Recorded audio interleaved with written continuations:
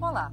Com a avaliação positiva do governo em queda, atingindo 31% em junho, ante 36% medidos em março, a presidente Dilma Rousseff defendeu recentemente a solidez econômica da administração federal e a amplitude das políticas sociais e afirmou que, com base nesses pilares, poderá desenvolver um plano nacional de transformação em um segundo governo. Mas, para os críticos, o que foi apresentado pela presidente como novidade não convenceu. Eu converso agora, aqui no Palavra Aberta, com o líder da minoria na Câmara, deputado Domingos Sávio, do PSDB de Minas Gerais. Eu sou Fabiana Mello e o Palavra Aberta é um programa da Rádio Câmara e da TV Câmara. Deputado, obrigada pela presença do senhor aqui no estúdio. Para o senhor, por que não convenceu a apresentação, essa proposta de um plano nacional de transformação pela presidente Dilma em uma eventual segunda administração?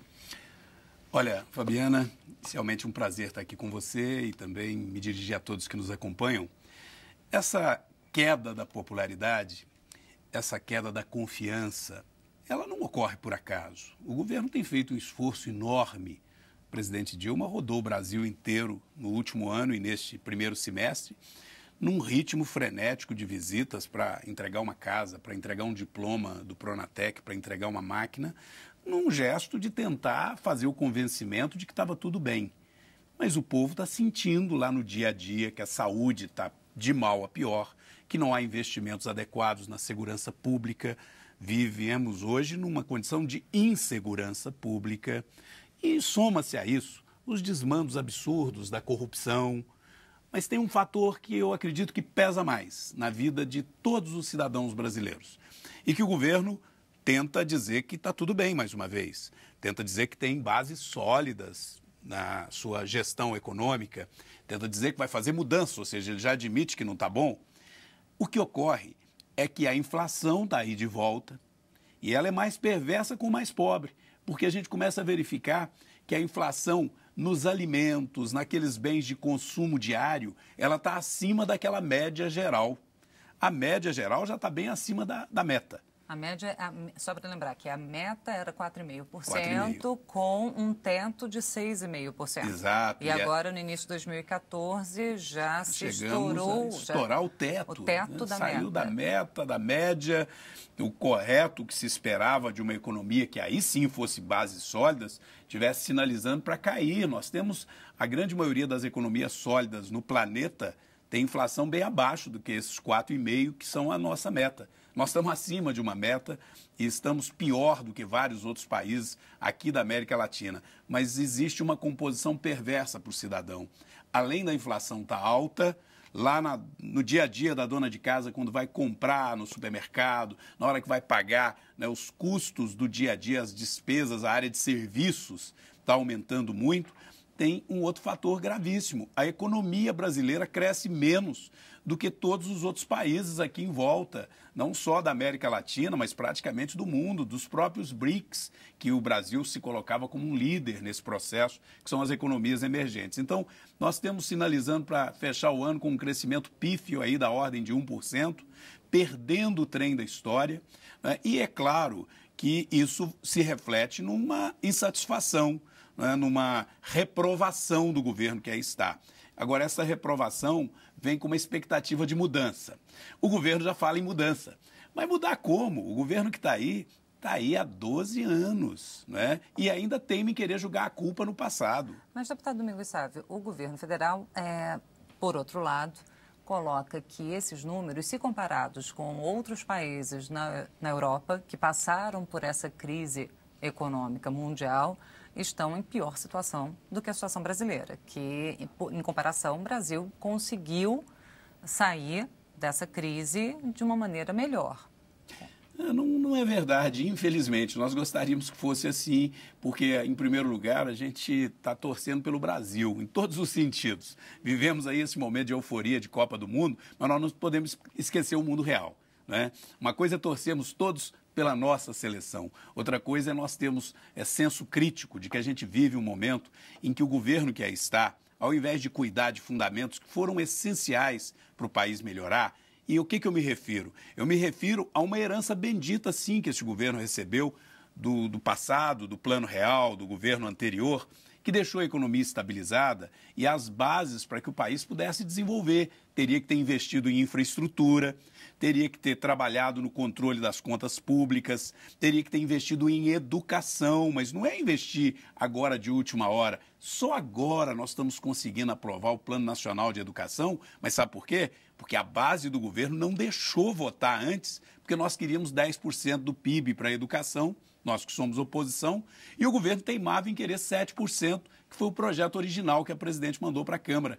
Aí você perde um mandato inteiro. Este governo é assim, você perde um mandato inteiro, porque ele próprio trava um projeto de autoria do próprio governo para discutir o planejamento da educação. Conclusão, perdemos um mandato inteiro da senhora presidente sem que ela tivesse um planejamento para melhorar a educação no Brasil e sem que ela concordasse em fazer os investimentos necessários. Agora, na reta final, depois de já haver pressão popular, é que o governo acabou se curvando e depois sai dizendo, nós aprovamos. Não, eu inclusive fui o autor, o primeiro deputado que subscreveu uma emenda propondo 10% do PIB para a educação. O projeto original era 7%. Estamos aí com os 10% da saúde, 10% das despesas do governo com saúde pública. A presidente se nega e a base do governo se nega a sequer colocar em pauta o projeto. 1.600.000 assinaturas populares. Então, na verdade, quando há uma insatisfação e há constantemente a queda da aprovação do governo, é porque isso é reflexo de que um governo que prometeu muito, prometeu demais, não cumpriu e agora estamos num momento que começa a se discutir processo eleitoral, que é prometer novamente. Então, na verdade, o cidadão brasileiro, felizmente, está começando a ter uma postura de análise crítica, indiferente de partido. Ele está cansado dessa coisa de dizer, partido tal é bom, o outro é que é do pobre, o outro é do rico. O cidadão brasileiro quer ver o resultado. E o resultado que fez o povo ir para as ruas no ano passado e que faz com que ainda haja essa inquietação nas redes sociais é que as pessoas sabem que a saúde está ruim, a educação não recebeu os investimentos que precisava, segurança pública vai mal e, para completar um quadro ruim, a inflação crescendo e o país patinando. Então, é lógico que precisamos de mudança. E eu acredito que isso só poderá ocorrer havendo mudanças mesmo e não um discurso de mudança apenas. Agora, deputado Domingos Sávio, o senhor falou na perda de credibilidade, de confiabilidade da população e comentou também na questão dos indicadores econômicos, né? No momento, há a questão da vizinha Argentina, que passa por uma situação delicada com uma decisão recente da Suprema Corte Americana que determinou o pagamento de títulos do governo argentino a credores, né, que não aceitaram uma renegociação passada. E que, se o governo argentino tiver que cumprir essa decisão, ele não tem recursos. As reservas argentinas não somam 30 bilhões e o valor necessário chegaria perto a 100 bilhões de dólares.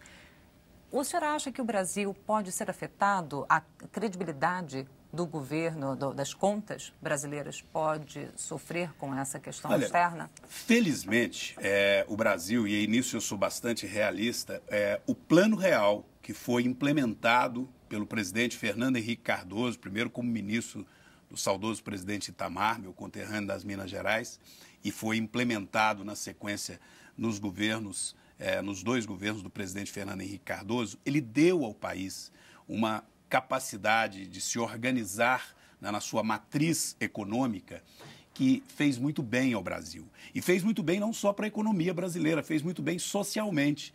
Quem mais tirou os brasileiros da miséria, na prática, foi o Plano Real.